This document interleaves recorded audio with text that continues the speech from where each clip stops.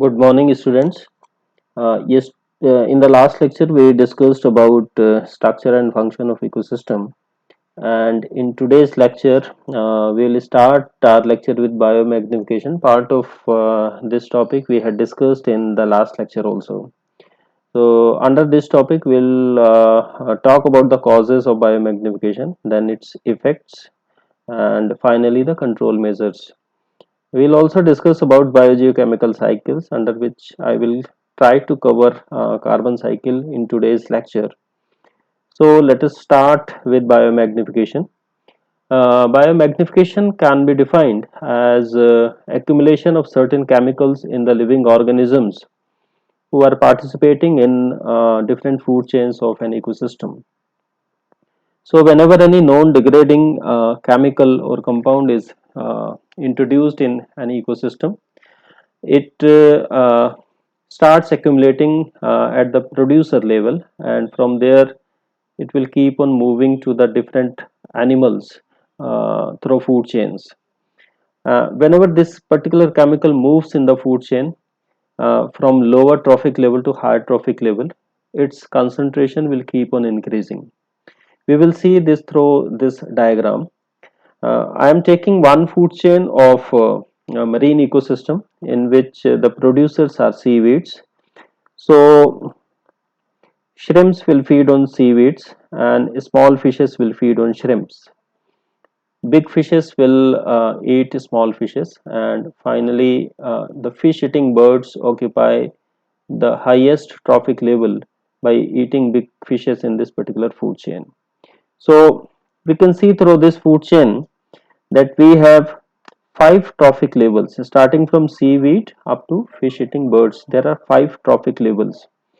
So suppose any pesticide or chemical, for example DDT, is entered into the ocean, and if this DDT is absorbed by the seaweeds, then it will start accumulating in all the seaweeds, and the shrimps will feed on seaweed. So part of this DDT will move to the shrimps, and from shrimps it will move to small fishes, then to big fishes, and finally to fish eating birds. So these are five trophic levels, and the DDT will move from trophic level 1 to trophic level 5. But during this movement, the concentration of DDT will increase at every successive trophic level. I have taken some hypothetical figures to make you understand. Suppose the concentration of DDT at trophic level 1 was found as 0.0005 ppm. So if you measure it at trophic level 2, if you take samples of shrimp and analyze the concentration of DDT in shrimps, then it would be approximately 0.005 ppm, means nearly 10 folds higher what it was at the seaweed level. Then moving to the trophic level 3, it will be around 0.05 ppm. At 4, it could be even more, might be around 0.5 ppm, and at 5 or highest trophic level it may go up to 5 ppm or even more. So these are hypothetical figures. It is not necessary that similar concentration would be seen if we check any chemical in any food chain, but the concentration will increase many folds. This means that those animals which are at highest trophic level, they are on high risk of death, because by the time this particular chemical reaches to their body, the concentration goes so high that their body will not be able to tolerate it, and as a result of that, the death of those organisms or animals uh, who occupy the highest trophic level starts occurring. So that is the concept of biomagnification, the increase in the concentration of certain chemicals from lower trophic level to higher trophic levels. Now we will talk about the causes of biomagnification. What are the reasons why this happens? So there are several causes of biomagnification. Some of them are as follows. The first reason is use of chemical pesticides and other chemicals in the agricultural fields, because farmers use chemical pesticides. Most of them are non-degradable, and those chemical pesticides entered in the food chain which is operating in the crop field. So from producer to topmost consumer level, these chemicals will move. Another reason could be discharge of untreated wastewater from the industries, and many industries release toxic chemicals including heavy metals, PCBs, and pesticides from their industrial premises in the form of wastewater.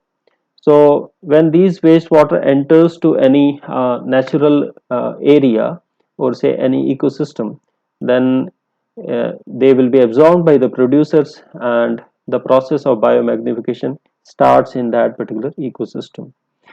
Another cause could be manufacturing of organic contaminants in the industries.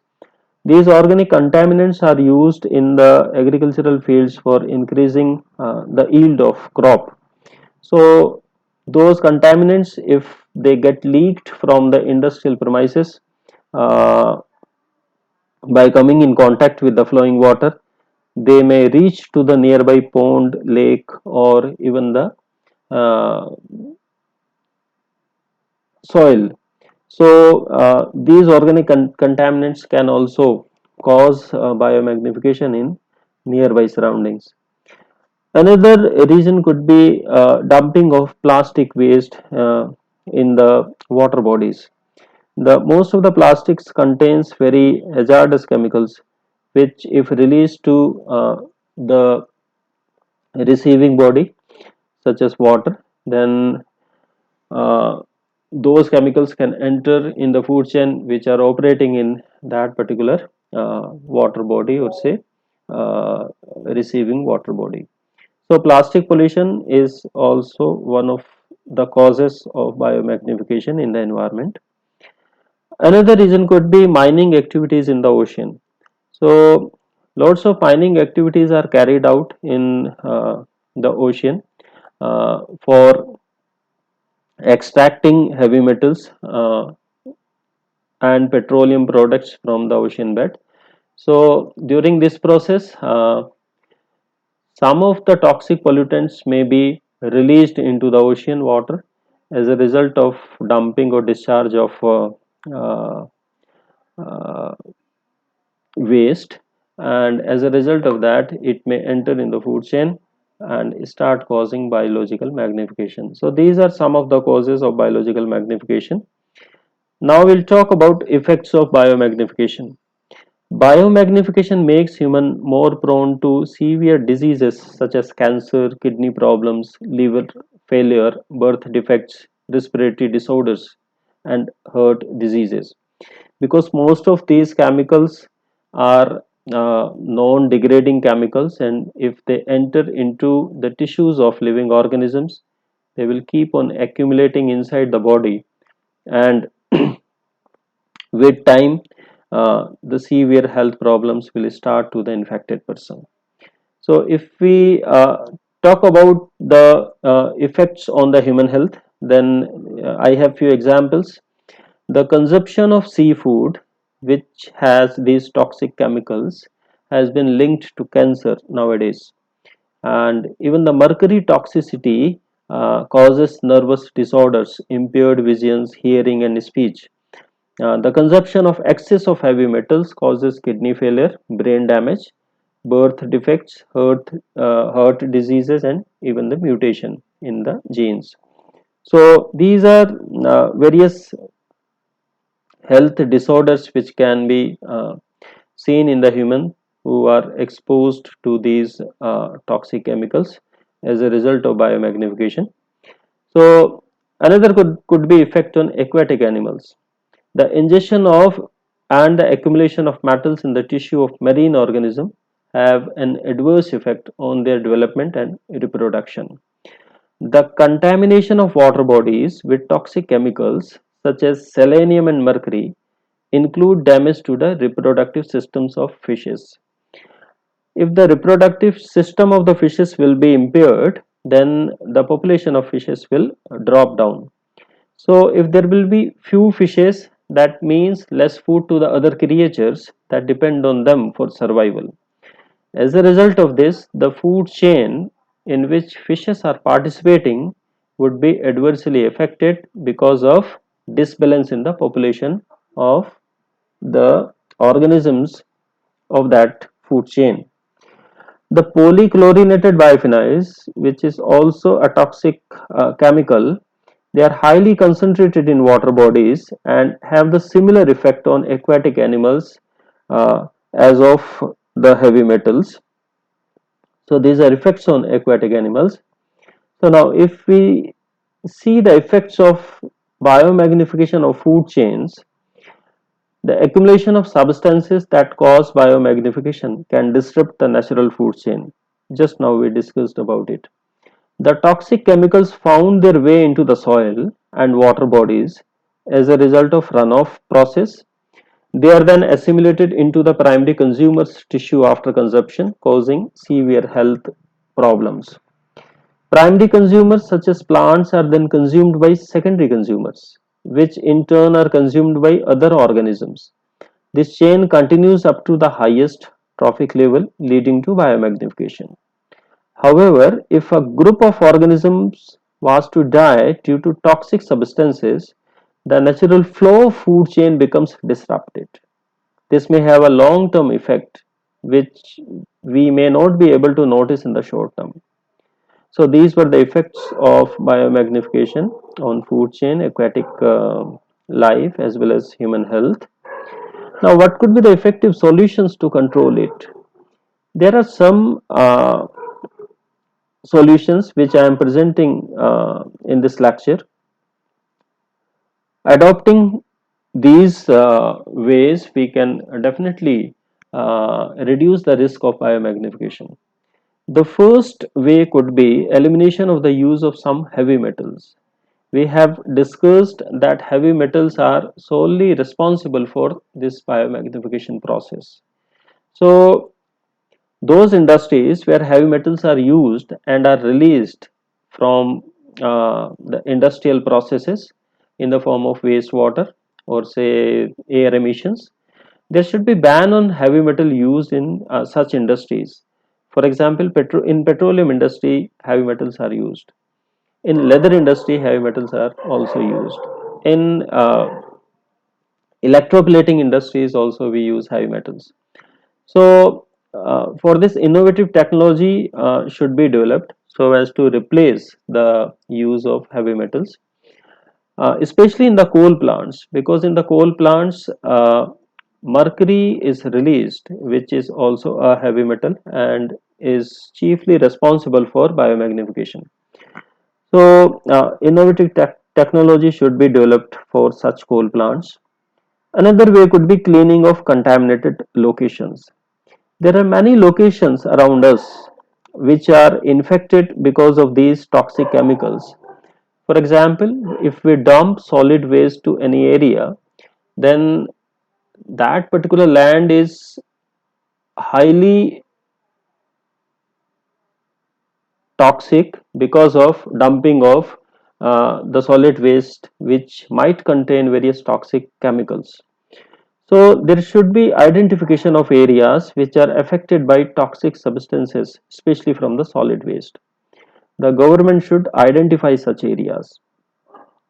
Then, after the identification, there should be proper treatment and rehabilitation of soil of such areas. Apart from this, the government should also conduct various programs for promotion and implementation of waste decreasing plans. So, various strategies should be adopted for decreasing the amount of waste in the society. The third way could be role of institutions using toxic substances. There are certain sectors in which heavy metal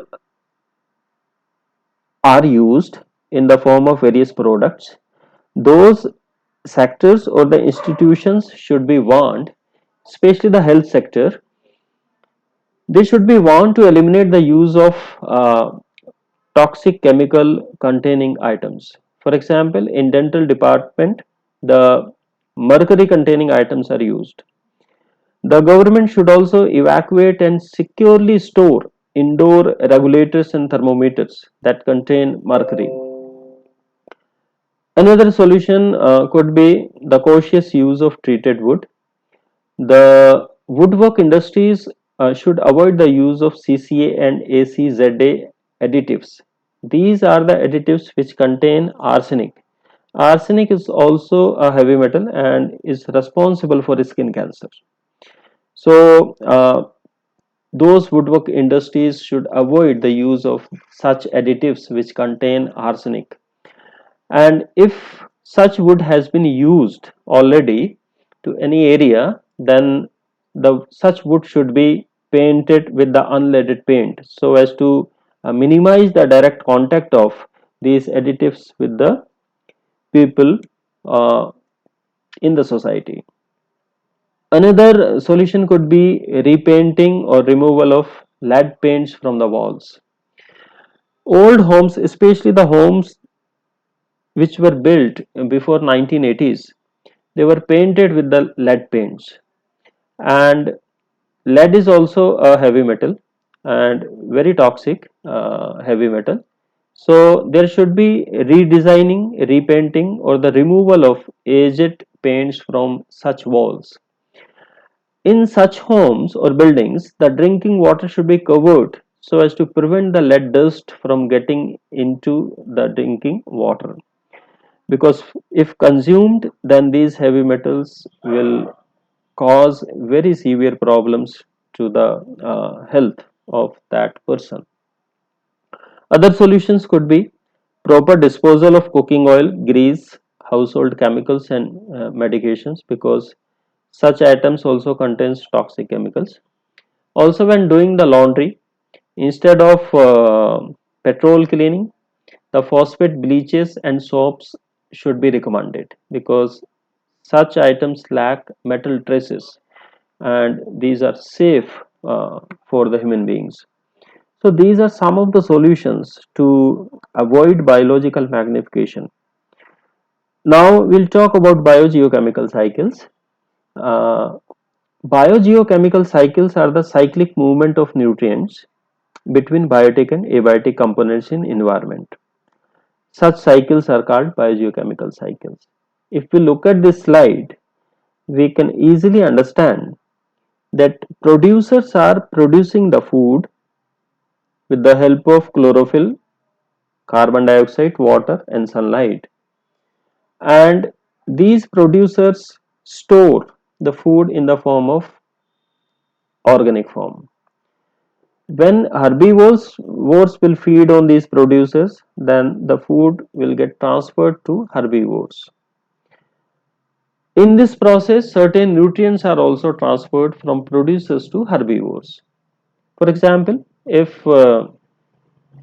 green plants are synthesizing food in the form of starch which contains carbon, when herbivores will feed on these green plants, then carbon will get transferred from producers to herbivores. Now these herbivores will also store this carbon in their bodies, and when carnivores will feed on herbivores, part of it will get transferred to the carnivores. Whenever the death of some of producers, herbivores and carnivores will occur, the carbon present in their body will get decayed and will be degraded by the decomposers such as bacteria and microbes, and those bacteria will release that organic carbon from their body in the form of nutrients and minerals in the soil. The plants will again absorb those carbon and other nutrients from the soil. So we have seen that the nutrients started moving from the producers and finally they returned back to the producers. So it's a cyclic movement. So whenever such cyclic movement is studied for any specific nutrient or matter, such cycles are called biogeochemical cycles. Now let us understand this with the help of this diagram. The plants will absorb sunlight in the form of energy, and by the process of photosynthesis these plants will manufacture food in their bodies. Now this food will be transferred to the various organisms through food chain. So as we can see through this food chain, that from plants it is being transferred to the rabbits, from rabbits to jackals, and from jackals to lions. The energy is moving from producer level to top consumer level, which is trophic level 4 in this case. Now whenever energy will be taken by the animals, those animals as well as plants will utilize part of this energy for carrying out their metabolic activities such as running, respiration, keeping their body warm, so generating heat energy. So part of this energy will get dissipated into the environment in the form of heat.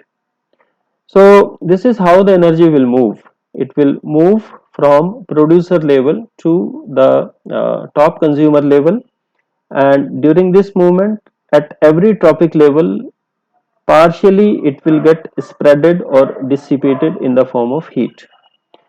Now whenever there will be death of some of these organisms from each trophic level, the decayed material energy will come in the form of decayed material, and that will be degraded by decomposers. Decomposers will utilize that energy, and part of it will be used by decomposers in the form of heat. So this is how the energy will move in the environment. So we have seen that energy always moves in a uniform direction. But when we talk about the nutrients, so when the food will be taken by all these animals from their lower trophic level, the nutrients will also move from lower to higher trophic level. Now, whenever the death of these organisms will occur, then these nutrients will be degraded by the decomposers in the form of decayed organic material. And decomposers will release these nutrients from the decayed material to the environment, especially to the soil or to the water, and again plants will absorb or uptake these inorganic nutrients from soil or water. So we have seen that the movement of nutrient is cyclic. It is started from the plants and finally returned back to the plants. But the movement of energy was not cyclic. It was uniform, unidirectional movement. It was moving only in one direction. So biogeochemical cycle refers to the movement of nutrients which is cyclic in nature. That's why we call it biogeochemical cycles. During this movement, sometimes these nutrients will be in the biotic component of the environment. For example, plants, animals, etc. That's why we have called it bio. And sometimes these nutrients will be in the abiotic components such as soil, water.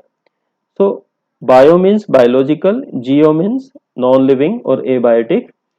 So this movement will be between biotic and abiotic component, and the movement of nutrients will be always cyclic in nature.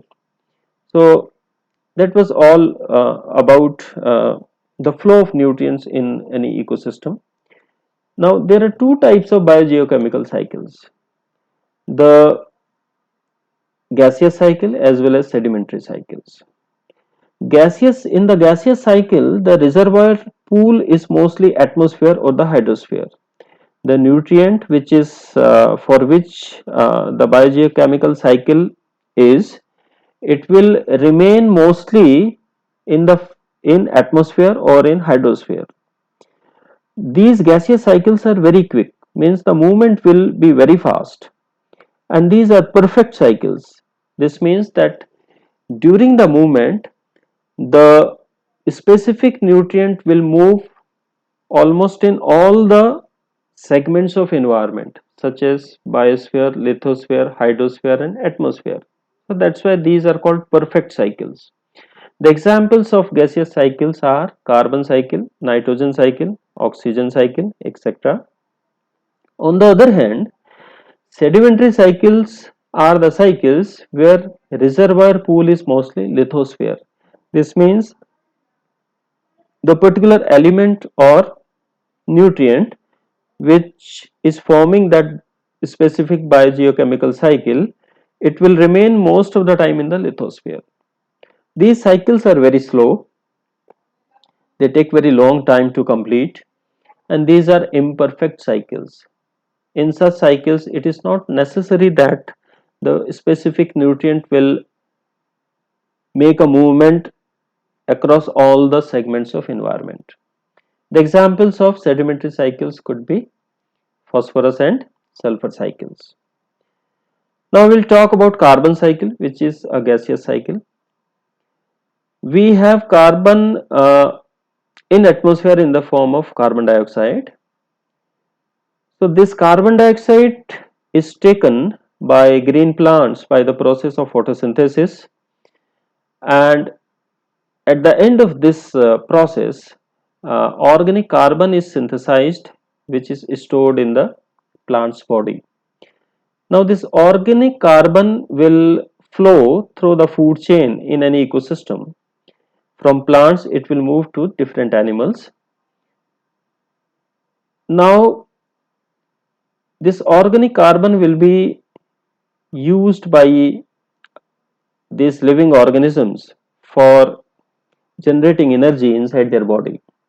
As a process of cell respiration, the organic carbon will be converted into carbon dioxide, and energy is also released in this process, which is used by the plants or animals. So by the process of respiration, this carbon will move back to the atmosphere in the form of carbon dioxide. Because of volcanic activities also, carbon is released into the atmosphere in the form of carbon monoxide and carbon dioxide. Also because of various human activities such as industrial activities and vehicular movement, carbon is released into atmosphere by the process of vehicular and industrial emission. In this process, carbon is released in the form of carbon dioxide or carbon monoxide. Now we have carbon in the big rocks, which are called terrestrial rocks. So whenever there will be breakdown or weathering of such terrestrial rocks because of external factors, then this carbon will move to the soil, because weathering of rocks will end up in soil or sand. So finally this carbon will move to the soil, and from soil this carbon can be stored deep inside the lithosphere and may remain there for many years as a fossil carbon. The part of the soil carbon may also be used or utilized for microbial respiration and decomposition processes by bacteria. Now, because of leaching and runoff, this carbon from microbial respiration and decomposition may find a way to the ocean sediments. It may reach to the oceans and may get stored in the bottom of oceans in the form of sediments. So whenever there will be uplifting of these sediments, then again this carbon can be utilized by the microorganisms for microbial respiration and decomposition processes. So this is how this carbon will move in the geological part of the environment, means in the lithosphere. Now there is air-sea gas exchange, through which carbon dioxide is absorbed by the ocean water and also it is released from ocean to the atmosphere. So whenever carbon dioxide is absorbed by the ocean water, it is converted into bicarbonates, and all the producers who are growing in the oceans, they get their carbon from these carbonates for carrying out their photosynthesis activities. So there is air sea gas exchange, through which carbon may be released to the atmosphere. Also, carbon may be dissolved to the ocean water. Now, this from this ocean water, this carbon may be taken by the producers by the process of photosynthesis, and also whenever these living organisms will respire, this carbon may be returned back to the ocean. So this is how this carbon will move in hydrosphere or say in the oceans. So that was all about the carbon cycle, and we have seen that how carbon moves in the environment in the biotic component as well as in the geological components also. So that was all about today. In the next lecture, we'll talk about some more cycles. So kindly make a note of all the topics which I had already discussed, and if you have any queries, make a list of it and discuss it whenever there will be a live lecture. Thank you.